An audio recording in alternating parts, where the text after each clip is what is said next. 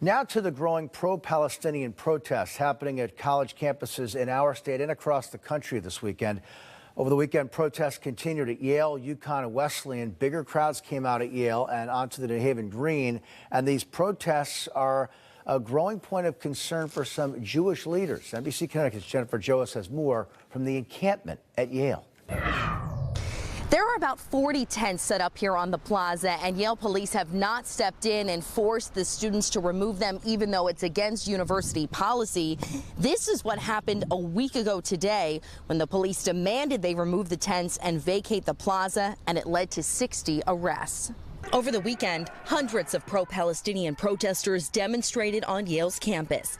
Activists filmed the encampment and called it a liberated zone.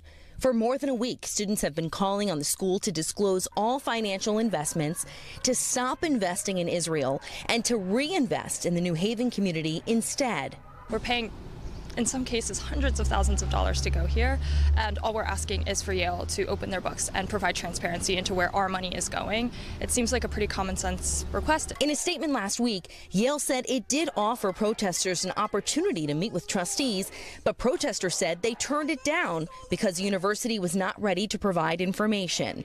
Yesterday, more than 1,000 people took part in a protest on the New Haven Green, which then spilled on to the city streets. Stop sending military aid to Israel. Stop sending bombs and military planes to Israel.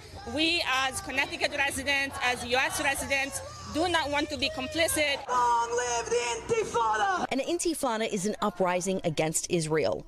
Hundreds of Israelis and Palestinians were killed in the last one in the early 2000s. The CEO of the Jewish Federation says she's troubled by many of the chants. She feels unsafe as a Jewish person, and she didn't hear anything from the demonstrators about the hostages being held by Hamas, including Americans. They're not about calling for peace. They're not about calling for the release of the hostages. They're not calling for Hamas to demilitarize and lay down their arms. They're calling for a violent revolution. And that was our colleague Jen Joas reporting.